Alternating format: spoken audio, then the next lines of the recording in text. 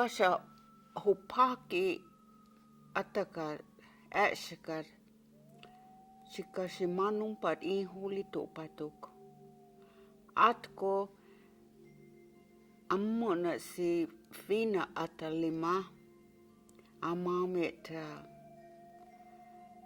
Chickasaw illa amunupona sofantitat yamako aitanalituk yamigmat Chickasaw misapilla ashika nana akanimin natukma pumabchi yaja kanita ashitukma muma pumanuli natuk Chickasaw bika nola numpatikshu nola numplimi agma punukuan natuk atko himaka Chickasaw numponglikar sayupa itanalituk himaka Chickasaw manumpat kania cibika imat kania tagma anumple nid eska diksukaci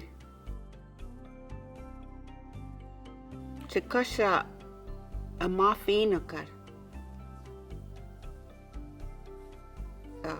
nana himaka Chickasaw numplimire sogya imachugma kani mikano Ulusipasa hopi apisa desha yamachugmachi ogya kanau ritan chanumple ningmat ishanumpulaski. Historically, the survival of the Chickasaw way of life has depended on the tribe's ability to persevere through adverse situations.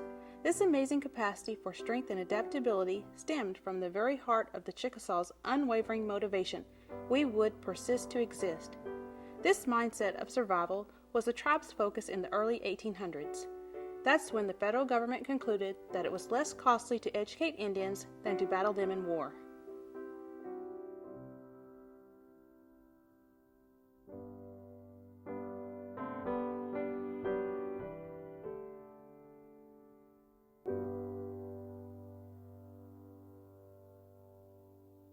The Indians manifest the most friendly disposition towards the school and are anxious to have their children educated. Reverend Robert Bell, Chickasaw Charity Hall, 1823.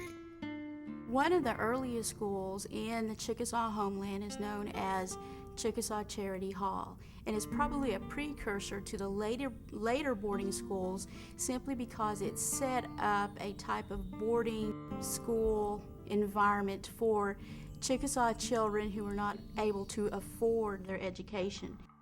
The philosophy of Chickasaw leaders was to train these students to become effective leaders and successful business operators so that the Chickasaw Nation would be able to operate within the larger sphere of American society. You cannot underestimate how devastating removal is on a people. The insecurity, ripped away from your landscape, which is so important to your culture.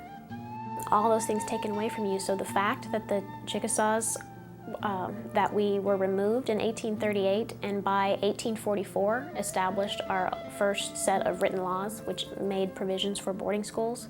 1844, the provision was made for the Chickasaw Manual Labor Academy for boys.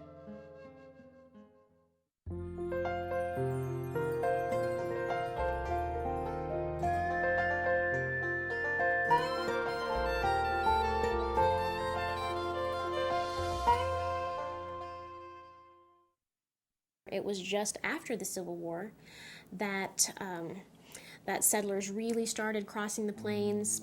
Whole concept of manifest destiny, the railroads, and this was the full-on Indian Wars at this period. Chickasaw Nation was going to have to be able to negotiate with the federal government. Settlers were going to come in, and that we had to protect our lands and our nation from that, and that we were going to have to be able to compete in whatever that took. How to do that? To be able to participate in both the Chickasaw culture and the, quote, white culture. That meant learning English. That meant being able to read and write in English. And that meant not just being able to speak or read or write, but being able to interact in a different culture in a way that would be seen as an equal.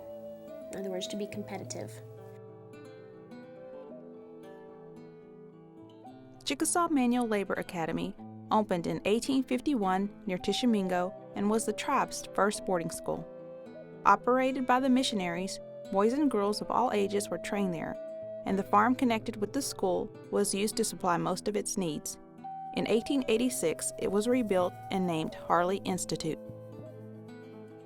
Girls who had been attending the Chickasaw Manual Labor Academy during its first year of operation were transferred to the Wapanucka Female Manual Labor School, which had opened in Johnson County. In 1890, Wapanucka Institute became a school for boys.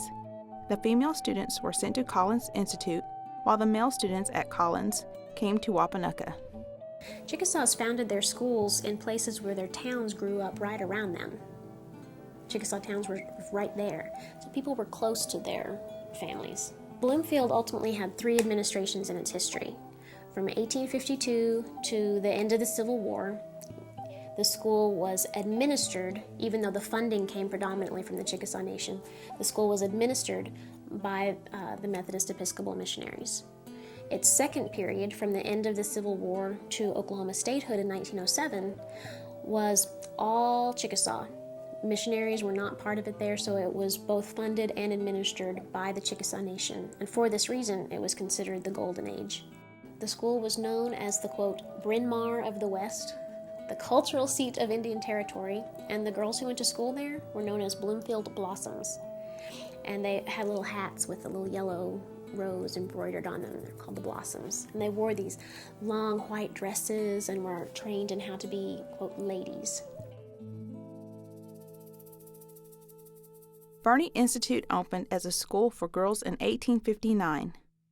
Closed during the Civil War and the Reconstruction period that followed, the school reopened in 1872 to provide a home and educational setting for Chickasaw orphans.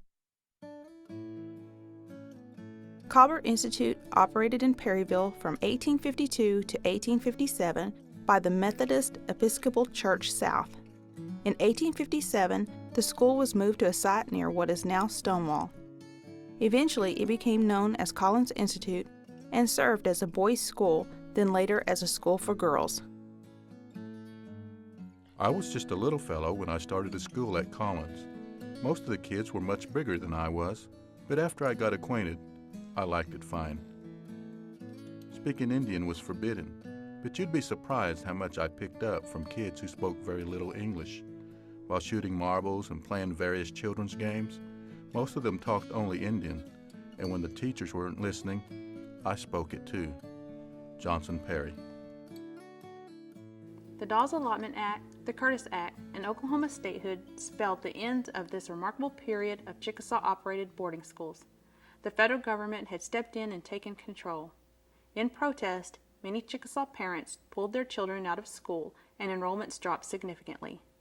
With the exception of Bloomfield, all of the Chickasaw boarding schools ceased operation.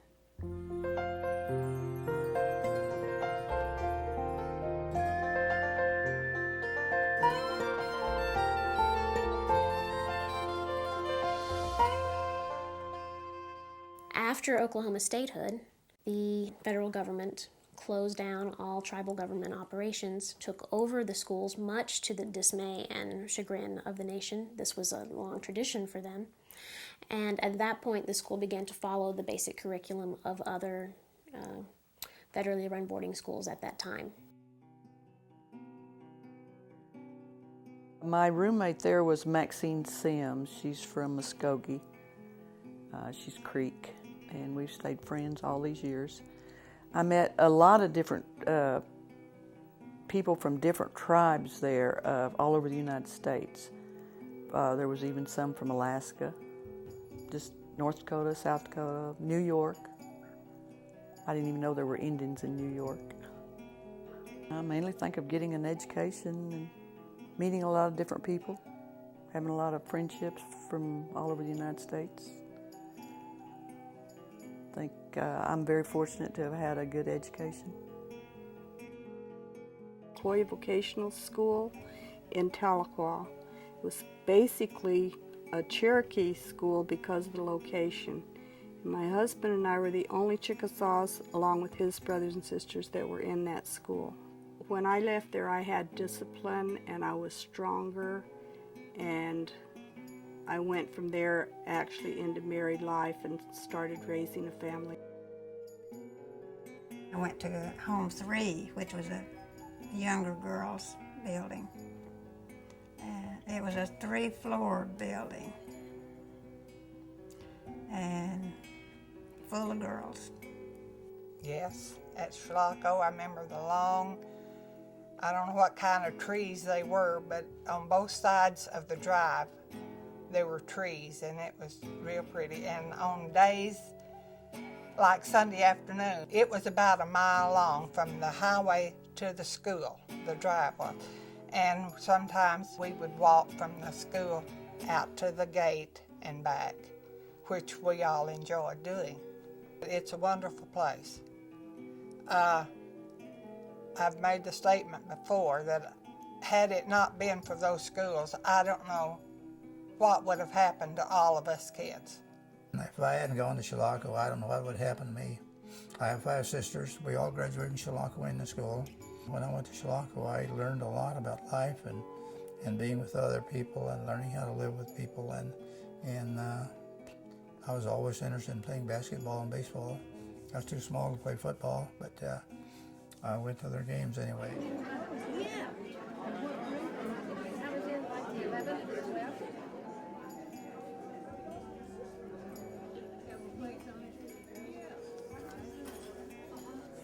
They taught us everything, and we certainly were ready for college when we left there as seniors and went on in. But I had many wonderful days at Chilocco. It was my home.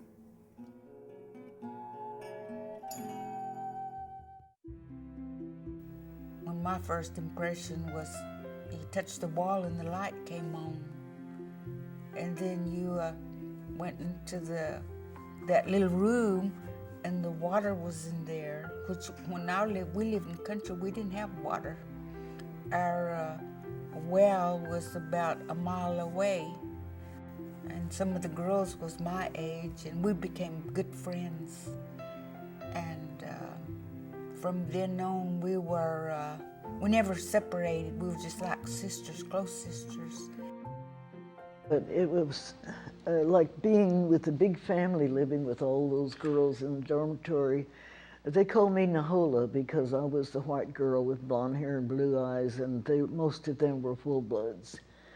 But we learned to get along, love one another. And to this day, 70, 75 years later, we still greet one another as sisters. It's been such a blessing. I liked it, so I thought I was having a good time. And I joined the Scouts there, and I played in the orchestra. The girls usually I run around with, they liked it too. Some of them there didn't have a home anyway, so they stayed there year-round. It was every type of music: basket weaving, sewing, dancing. It just gave me the heritage that I need for today. I loved every minute of it. And so we would have homework time. So you were made to go to school. We had study time. So a lot of children, I think, were able to stay in school and be successful academically because they were at Carter. And I think overall, even though they were away from their families, it was a good experience for all of us. There was all different tribes that went there, but we didn't really distinguish what tribe, we were. We just all came together as a family. I think it instilled in me that I am an Indian and that I'm proud of who I am. You need to go to Indian school sometime in your life to connect to who you really are. The existence of the Chickasaw Nation today is largely due to the actions taken by insightful tribal leaders during times of political instability. They and the Chickasaw people both valued their language and culture and understood the significance of preserving them. Determined to secure the tribe's future, they invested in its most valuable resource, their Chickasaw children. Today, the Chickasaw Nation proudly continues this legacy. we are working diligently to provide educational opportunities for our citizens. Our objective is to continue to be economically self-sufficient and culturally distinctive. Through these efforts, we are enhancing the lives of the Chickasaw people and reinforcing the strength of our tribe as a nation. We think our Chickasaw ancestors would be pleased.